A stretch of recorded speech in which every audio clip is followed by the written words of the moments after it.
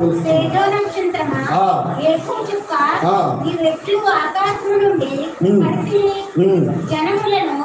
అడగొట్టిన నీవు నేలమట్టు వరకు ఎట్లు నరకబట్టి నేను ఆకాశములకు ఎక్కిపోయినాను.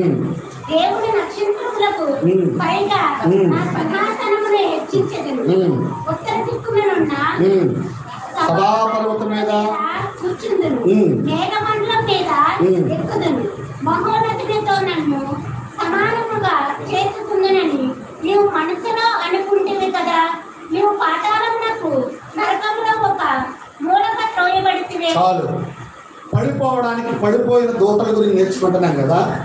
పడిపోవడానికి మెయిన్ ఉద్దేశాలు కారణాలు ఏంటంటే, ఒక వ్యక్తి పతనం అవడానికైనా ఒక వ్యక్తి బాగుపడడానికైనా కొన్ని కారణాలు ఉంటాయి.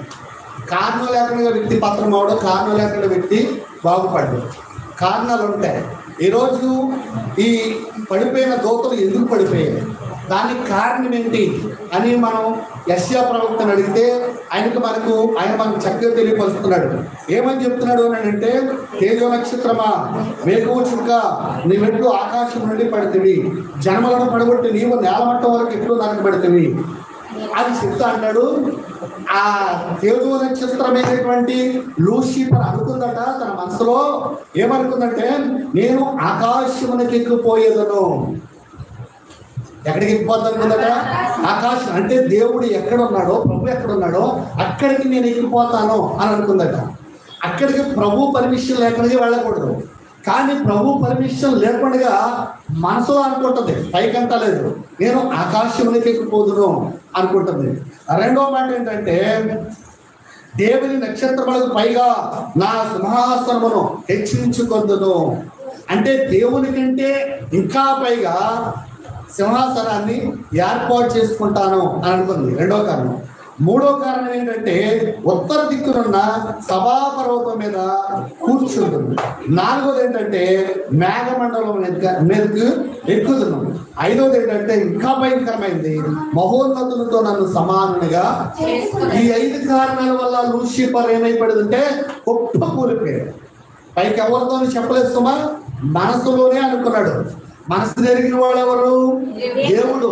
మనసులో మాట దేవుడికి తెలుసు. ఎందుకంటే ఆ మనసును సృష్టించింది దేవుడే, ఆ మనసును తయారు చేసింది దేవుడే, హార్ట్ని తయారు చేసింది దేవుడే, ఈ మనిషికి రూపాన్ని ఇచ్చింది దేవుడే. ఈ మనిషి యొక్క నిర్మాణికుడు ఎవరంటే దేవుడు. అయితే ఆ సాతాన్ని సాతాన్ గారు లూసిఫర్ని, దేవదూతలను సృష్టించిన వాడు కూడా ఆయనే. అందుకని వాళ్ళు మనసు దేవుడికి తెలుసు. కాబట్టి ఈ లూసిఫర్ యొక్క మనసులో ఏమందంటే ఈ 5 విషయాల్లో గూడు కట్టుకుని ఉన్నాయి. అందులో మొట్టమొదటిది ఏంటి అని అంటే, నేను ఆకాశమునకు ఎక్కిపోదును. ఆకాశానికి నువ్వు ఎక్కిపోవాల్సిన పని లేదు. నువ్వు ఎక్కడున్నావో అక్కడ ఉండి దేవుని ఆరాధిస్తే చాలు. ఆకాశానికి ఎక్కిపోదుననే ఆలోచనే మనకు రాకూడదండి. ఎందుకంటే ఒక మనుషుడు తను తాను హెచ్చించుకుంటే తగ్గించబడతాడు, తగ్గించుకుంటే హెచ్చింపబడతాడు. కానీ లూసిఫర్లో హెచ్చింపు కనబడింది. రెండో మాట ఏంటంటే, దేవుని నక్షత్రములకు పైగా నా సింహాసనమును హెచ్చించుకుందును. అంటే దేవుని కంటే కూడా ఎక్కువగా ఆయన సింహాసనం కంటే నా సింహాసనం ఇంకా బాగుండాలని అనుకుని తన మనసులో అనుకుంది. రెండో కారణం తాను పతనం అవడానికి. మూడో కారణం, ఆ ఉత్తర దిక్కునున్న సభాపర్వతం మీద కూర్చుంటాను. ఉత్తర దిక్కునున్న సభాపర్వతం ఎవరిది? ప్రభు వారిది. అక్కడ సాతానుడు కూర్చోడానికి అవకాశమో లేదు. ఆయన ఉన్న స్థలంలో మనం ఉండడానికి వీలు లేదు. ఆయన పాదాల దగ్గర ఉండాలి. కానీ ఆయనతో సమానంగా ఉండడానికి మనకు హక్కు కానీ అధికారం కానీ ఇవ్వలేదు. కలిస్తే ఆయనే మనకు వాళ్ళు తప్ప. ఆయనతో సమానంగా చేసుకోవడం అది ఎంత మాత్రం కూడా సమంజసం కాదు అండి. అయితే నాలుగో కారణం ఏంటంటే, ఇక్కడ మేఘమండలం మీదకి ఎక్కిపోతాను అనుకున్నాడట. ఐదో కారణం ఏంటంటే, బలమైన కారణం ఆయన మహోన్నతులతో సమానంగా చేసుకుంటున్నాను. చాలా తప్పండి. దేవుడితో మనం సమానం అవుతామా చెప్పండి? మన ఆలోచనలు వేరు, ఆయన ఆలోచనలు వేరు. మన రూపం వేరు, ఆయన రూపం వేరు. ఆయన ఉద్దేశాలు వేరు, మన ఉద్దేశాలు వేరు. ఆయన స్థానం వేరు, మన స్థానం వేరు. ఆయన స్థానంలో మనం కూర్చోవడం ఏంటండి? ఆలోచించండి. దేవుని స్థానం దేవునిదేనండి అండి. ఇజ్గే ఏమనుకున్నాడు మనసులో? ఆయన వేయడం ఏంటి? ఆయన నాకులాంటి మనిషి కదా, ఆయన ఆ దూపం వేయడం ఏంటి? అని వచ్చి దూపం వేయబట్టే కదా మనుషులు దృష్టి మీద వచ్చింది. అంటే రాజుకిని ప్రవక్తకి తేడా లేదా? రాజుకి యాజకుడికి తేడా లేదా? తేడా ఉంది కదా, తేడా ఉంది ఇక్కడ.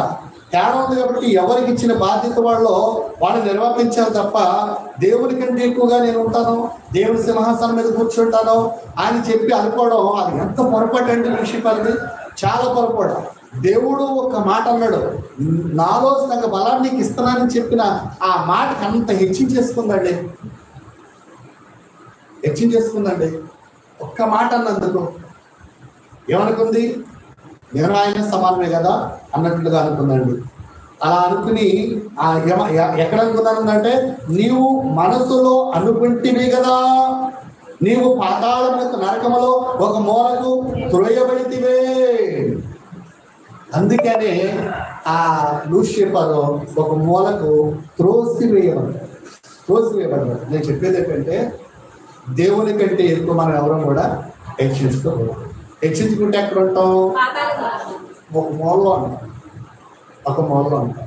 అందుకనే హెచ్చింపు అనేది దేవుడు కలుగ చేయాలి తప్ప మనుషులు హెచ్చించుకుంటారు. అలా హెచ్చించుకుంటే వాడు ఏం చేయబడతాడంటే పడాలనుకుంటున్నావా? హెచ్చింపబడాలనుకుంటే ఎంత తగ్గించుకుంటా అంత మంచిది. ఆయన బలిష్టమైన చేతుల కింద అణిగిమని ఉండడం చాలా మంచిది కదండి. ఎగ్జాంపుల్, దావీదు గొర్రెలు కాపరిగా ఉన్నాడు. ఏ రోజైనా రాజు అవుతానని ఆలోచన చేశాడా? యోసేపు జైల్లో ఉన్నాడు. రాజు అవుతాడని ఆయనకి ఎప్పుడైనా అనుకున్నాడా?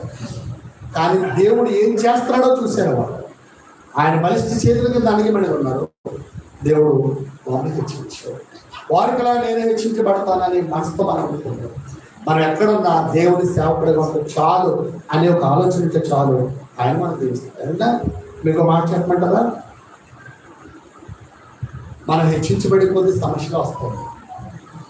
మీరు ఎప్పుడైనా చూడండి, డబ్బు సంపాదించకూడదు సమస్య వస్తుంది. ఉద్యోగంలో పై స్థాయికి వెళ్ళే కొద్ది కూడా సమస్య వస్తుంది. కానీ వ్యాపారంలో పై స్థాయికి వెళ్ళే కొద్ది సమస్య వస్తుంది. సమస్య లేకుండా పైకి ఎదగాలి. ఈ సమస్య ఉండడం వల్ల మనం నిద్ర పట్టదు.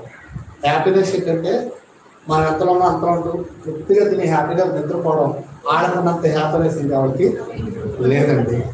నా జీవితంలో నేను అనుభవపూర్వకంగా చెప్తున్నటువంటి మాటలు. మనం తినగానే నిద్ర పట్టేది.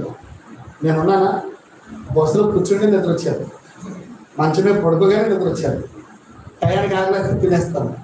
హ్యాపీ, ఆరోగ్యం ఉంటుంది. ఏ టెన్షన్ పెట్టుకోకండి. ఒకవేళ టెన్షన్ వచ్చిందంటే మాత్రం ఎందుకు వచ్చింది, ఎందుకు రావాలి, ఎందుకు ఆలోచిస్తున్నానని దాన్ని పదే ఆ టెన్షన్కి ఆ మూలాలు ఎక్కువ నరకడానికి ట్రై చేస్తాం తప్ప టెన్షన్ పెంచుకోవడానికి ట్రై చేయాలి. ఎందుకు వస్తుంది టెన్షన్, ఎందుకు రావాలా, నా దేవుడు ఉన్నాడు కదా ఎందుకు రావాలని దాన్ని నరకడానికి ట్రై చేస్తాం తప్ప ఆ టెన్షన్ పెంచుకోవడానికి ప్రయత్నమో చేయాలి. అప్పుడు అది నా దగ్గర ఉంటుందా? ఉండదండి. మనం ఎప్పుడు కూడా మనం చిన్నగా ఆలోచించుకోవాలి కానీ పెద్దగా ఆలోచించుకోవాలి. పెద్దగా ఆలోచించినప్పుడే మనకు సమస్య వస్తుంది. ఇప్పుడు ఈ లూసిఫర్ పరిస్థితి ఏంటంటే దేవుని కంటే ఎక్కువగా హెచ్చించుకోవాలనుకుంది, ఆలోచన చేసింది. అందుకు ఇప్పుడు ఎక్కడ ఉంది? పాతాళంలో ఒక మూల చోటిచ్చేటండి దానికి. దేవునికి స్తోత్రం. ప్రియులారా, మనం ఎప్పుడు ఆలోచించగలం. ప్రకటన గ్రంథం 12వ అధ్యాయం 4వ వచనం. దాని తోక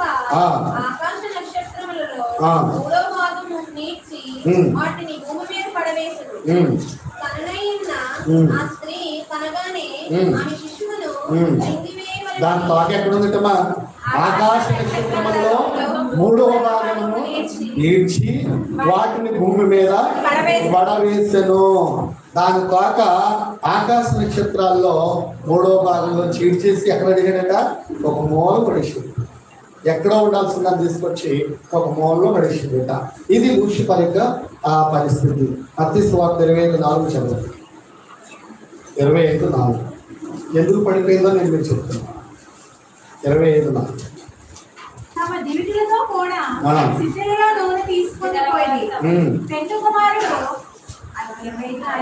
మత్తయి 25:41.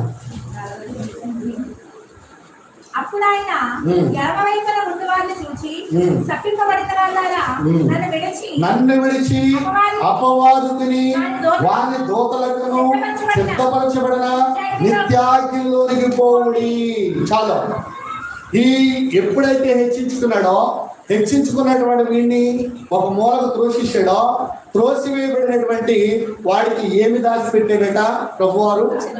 అక్కడ చాలా క్లియర్ గా ఉంది. అపవాదికిని వాని దూతలకును సిద్ధపరచబడిన నిత్యాగ్నిలోనికి. అంటే దేవుని కంటే ఎక్కువగా హెచ్చించుకున్న వాడు ఉండే స్థానం ఏదంటే నిత్యాగ్ని. ఈ నిత్యాగ్నిలోకి మనం వెళ్ళకుండా ఉండాలి. నిత్యాగ్నిలోకి వెళ్ళకుండా ఉండాలంటే మనం ఏం చేయాలన్నమాట? కూర్చున్నట్టు ఉండాలి. లూసిఫర్గా మనం దృష్టిలో పెట్టుకోకూడదు. మనకన్నా పై స్థాయిలో ఉన్నవాడు మన దృష్టిలో పెట్టుకోకూడదు. మనం ఎప్పుడు దేవుణ్ణి, వాక్యాన్ని, ఆయన సన్నిధిని దృష్టిలో పెట్టుకోవాలి. గొర్రెల దొడ్డులో ఉన్న